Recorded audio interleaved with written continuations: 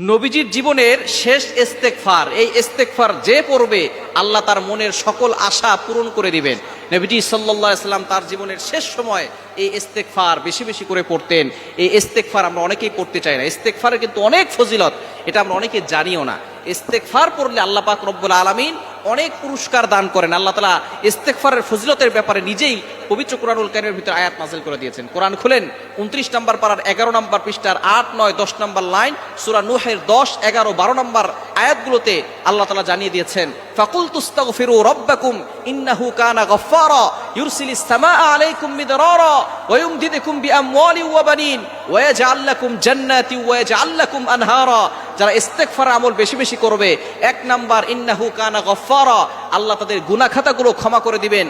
ইউরসিলিস সামাআ আলাইকুম মিদরারা, যদি দুর্ভিক্ষ লেগে যায় আল্লাহ পাক রব্বুল আলামিন আসমান থেকে বৃষ্টির ব্যবস্থা করে দিবেন। ওয়া ইউমদিদুকুম বিআমওয়ালিন ওয়া বানিন, আল্লাহ পাক রব্বুল আলামিন সন্তান না হলে সন্তান দিবেন, সম্পদ না থাকলে সম্পদ দিবেন। ওয়া ইয়াজআল লাকুম জান্নাত, আল্লাহ তাআলা জান্নাতের ব্যবস্থা করবেন এবং জাহান্নাম থেকে মুক্তির ব্যবস্থা করে দিবেন। ইস্তেগফারের এতটা ফজিলত, কিন্তু আমরা ইস্তেগফার করতে চাই না।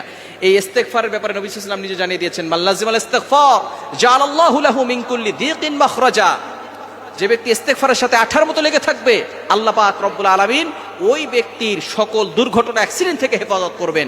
ওমিন কুল্লি হাম্মিন ফারাজা, আল্লাহ তাআলা তার দুশ্চিন্তা, ডিপ্রেশন, যারা ফ্রাস্ট্রেটেড পিপল রয়েছেন, ইস্তেগফার আমল করেন, আপনার দুশ্চিন্তা, টেনশন দূর হয়ে যাবে।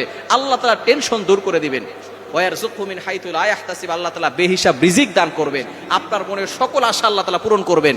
নবীজি সাল্লাল্লাহু আলাইহি সাল্লামের জীবনের শেষ ইস্তেগফার, যিনি তার শেষ সময় বেশি বেশি করে ইস্তেগফারটি পড়তেন, সেটা হচ্ছে সুবহানাল্লাহি ওয়া বিহামদি আস্তাগফিরুল্লাহ ওয়া আতুবু ইলাইহি। অনেক কঠিন, একেবারে সহজ বাক্য না? সুবহানাল্লাহি ওয়া বিহামদিহি আস্তাগফিরুল্লাহ ওয়া আতুবু ইলাইহি। নবীজি সাল্লাল্লাহু আলাইহি সাল্লাম তার জীবনের